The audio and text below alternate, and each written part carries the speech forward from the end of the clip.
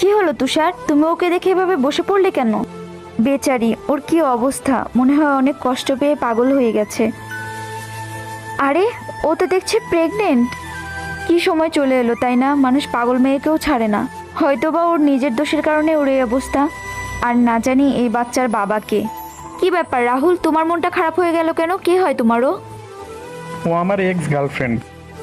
রাহুল, আমরা বিয়ে করছি কবে? পাগল হয়ে গেছো নাকি? প্রেম করেছি বলে কি বিয়ে করতে হবে? কি বলছো এসব? তুমি জানো আমি প্রেগনেন্ট।